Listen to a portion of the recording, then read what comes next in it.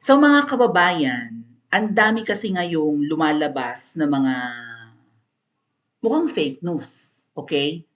Na si Liza Tanas daw ay nasa US pa at hindi daw nakakauwi dahil kinulong ng US government dahil sa involvement niya dun sa namatay na anak ng mayaman, okay? Anak ng may-ari ng isang kilalang store sa Pilipinas. Starts with the letter R. Alam nyo na yan. Hindi nyo alam? Actually, yung pamilya nila mga kababayan, hindi sila maingay na pamilya eh. Banggitin ko na, Rustans. 'Di ba? Kasi yung mga kilalang mayayaman sa Pilipinas, well, hindi nagpapakilala ngayon, hindi masyado ngayong medyo style din naman ni na Ngiwi na hindi magpakilala as mayayamang pamilya eh. Pero alam natin na mayaman ang mga Marcoses. Lalo ngayon, kung trilyon na ang nanakaw, ay baka sila na ang pinakamayaman sa buong Pilipinas. Matter of fact, galing mismo sa bibig ni George W. Bush, ha? It was not, who was it? Bill Gates? Kasi si Bill Gates noon eh, panahon na natanong yata si President Bush, former US President George W. Bush. Nung tinanong siya before kung sino ang pinakamayamang tao sa buong mundo, ang sinagot niya was not Bill Gates, yung may-ari ng Microsoft. Okay? IBM, Microsoft. Yung may-ari ng mga computer software and even hardware yata. Ang pinakamayaman dati si Bill Gates. Pero hindi si Bill Gates ang sinagot ni Bush nung tinanong siya. Alam niyo kung sino ang sinabi niya? The Marcoses. So since wala na yung Marcos Sr., si Imelda ang pinakamayaman nung panahon na natanong si George Bush. After na maging pinakamayaman ni Bill Gates, napalitan yata si Bill Gates ng may-ari ng Facebook kasi mayaman nga ang may-ari ng Facebook. Sino nga siya? Yung mukhang alien. Facebook. Sino nga si Facebook? Alam mo, nasa dulo ng dila ko. Comment nyo nga. Sa mukha siyang alien. Ang asawa niya parang inchik. Zuckerberg, right? Zuckerberg. Mark Zuckerberg. And then the richest person in the world is Elon Musk. May-ari ng ng Tesla, ng X, ng ano po to? Starlink. Ayan si Zuckerberg nga. Tantoko.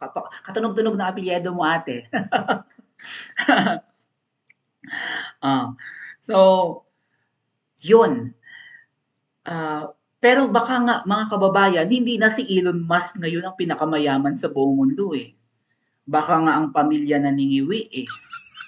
Sa dami ng nanakaw. Trilyon na ang nanakaw sa tingin ko ha, kung ako tatanungin nyo. Trilyon na ang nanakaw. Trilyon ang budget natin, tapos wala tayong nakikita pinapagawa dyan sa Pilipinas. So saan napupunta ang pera? Mga ginto na reserves natin, pinagbebenta, hindi naman alam natin, hindi natin alam kung saan ginastos, di ba? So, going back, Jeff Bezos, naging mayaman din, correct, Jojo Go, di ba, ng Amazon. Karibal namin ng Amazon, nagtatrabaho pa ako bago ako naging teacher. Karibal namin yan. I used to work for Macy's. Hello po. And Macy's and what's the sister company of Macy's? Bloomingdale's. I used to work for Bloomingdale's. Hello po sa mga nasa US. Bloomingdale's and Macy's. Okay. So, di kalibre na naman ang trabaho ko bago ako naging teacher, mga kababayan. Japan. Oh. Kayo mga nangi-small sa akin dyan, saan ako kumuha ng pera? Utut. Nakakapag-abroad na ako bago pa ako nag-aral as teacher. Anyway, nauubos naman ang pera mga kababayan, magkakapera ka, mawawalan, di ba? Ganun, nauubos ang pera. So, matter of kung paano mo na lang talaga yan titipirin or i-invest, di ba? Even yung mga mayayaman nauubusan ng pera, lalo nung pandemic, ang hirap ng buhay. Anyway, nung pandemic, kitang-kita natin na si WM ay bumagsak ang katawan. Nag-vlog siya noon at namaan daw siya ng COVID. COVID bagang talaga. Baka nung panahon ng COVID, na-depress siya. Dahil nga tinalo siya ni Lugaw, di ba? Sa vice presidency, eh pumapak ng malalang pulburon yung isang yan. Eme-eme lang na kaya siya Kaya siya, 'di ba, naging butot balat at haggard na haggard, tinamaan daw ng COVID. Baka pumapak ng bonggang-bonggang pulburon, panahon ng COVID dahil nga na-depress at tinalo ni Lugaw at 'di naman yan nagtatrabaho, tamad naman yan. Anyway, kung si Ngiwiem ay, kitang-kita natin nagdudugo na yung ngipin sa paggamit ng kung ano man, malamang yung kanyang jowa, jodictiba rin. In fact, si Cathy Binag nagsalita na rin. Inoferan siya, right? Inoferan siya ni Ma'am Shi kung gusto niyang suminghot din. You want? Sabi, do you want? Sabi niya, no, no, no, I'm not into that. Why are you here? Sabi pa ni Anis, ni Smugs.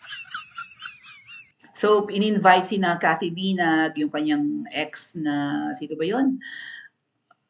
I forgot the last name already. But may jowa si Cathy Binag na kaibigan at kasamahan sa Voltes 5, yun yung code name.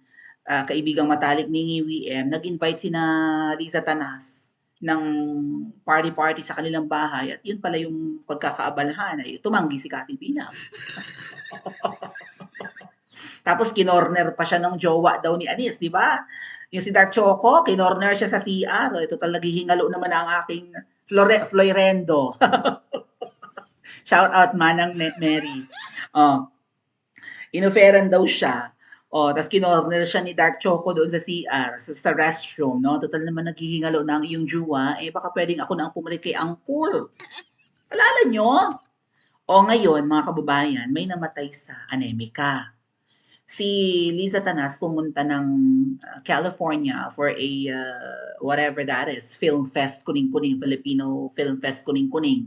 'Di ba? Nung when was this? Mga March 8, March 9 yun nakaraang buwan.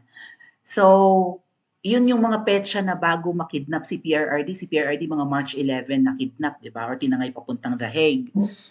So, yung kasamahan yung isa sa mga entourage ni Ma'am Shi sa anemika ay yung Paulo.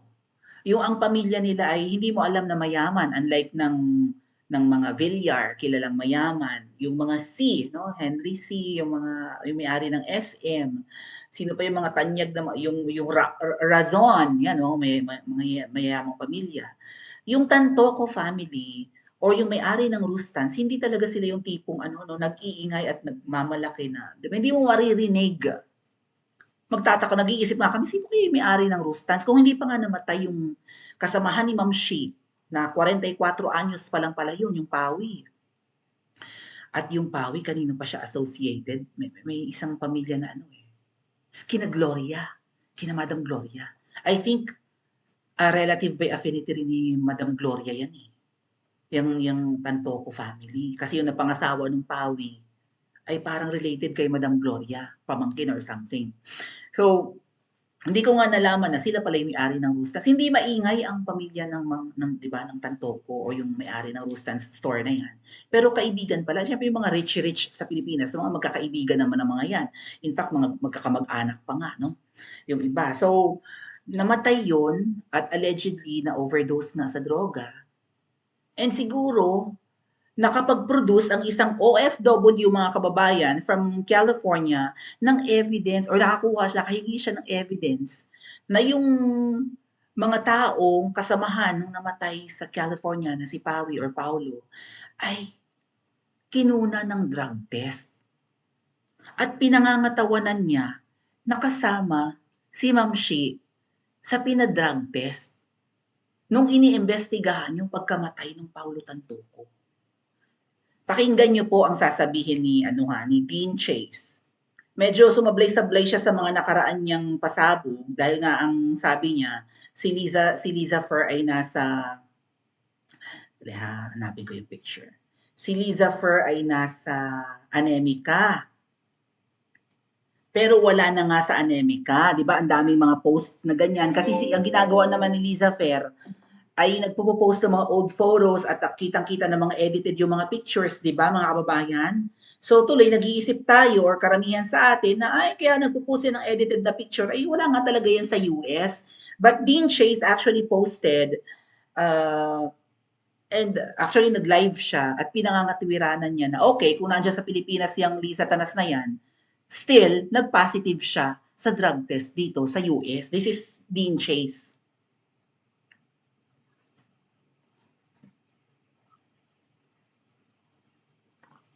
So pakinggan po natin yung sasabihin niya ha. Shoutout sa mga Bisaya di ha. I-translate ninyo kung hindi namin maiintindihan lahat, but let's listen. Sumatog, iko na kanang giwat na nila, nag-post ko katong about ni Tina, nag-posted ko about ni katong kanang Lisa Marcos nga nagkuan kanang nag-positive, which is tinuod na sa gyud.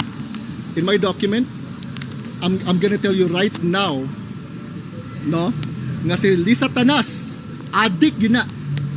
I can guarantee you 100% addict yun na siya, because it says there in the document that she yung buto diha nga butitin niyo nga baki niyo diha nga first lady di Satanas. Kasuhi ko.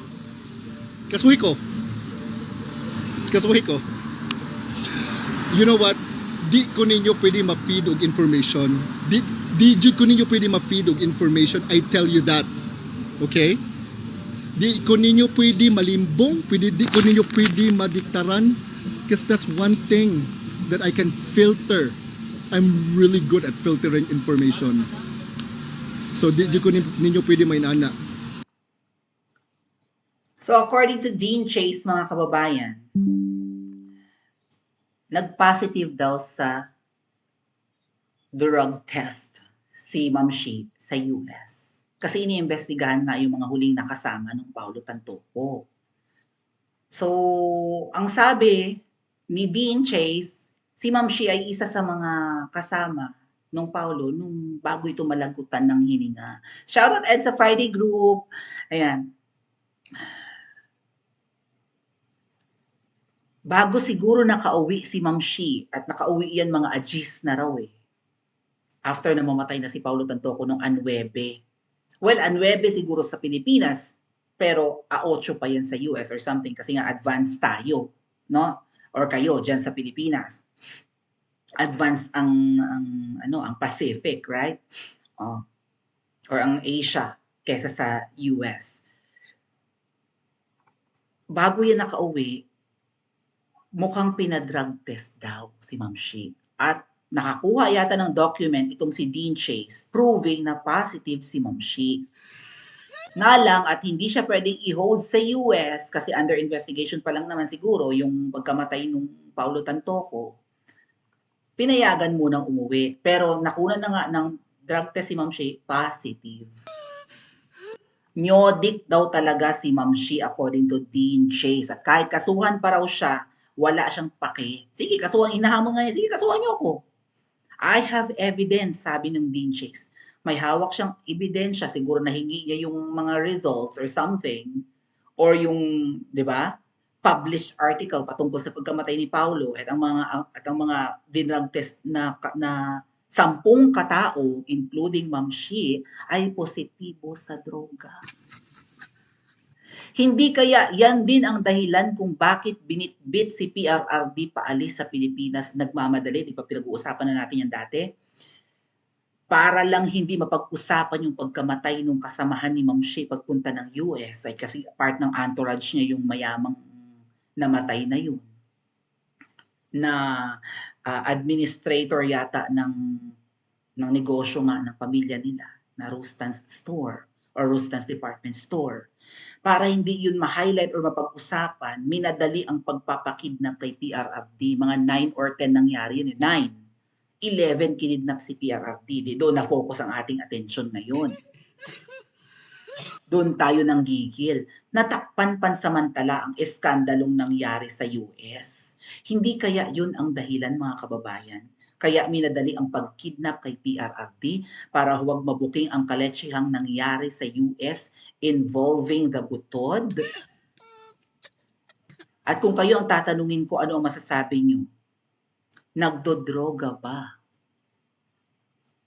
Ang unang ginang base sa sinabi ni Dean Chase at base na rin sa pasabog ni Cathy Binag. Kung ang asawa dumudugo ang ngipin, Ano yun, hindi niya pinipigil. Ano yun, magkasama silang gumagamit? Pa-comment po sa comment section at mag-like and subscribe din po kayo.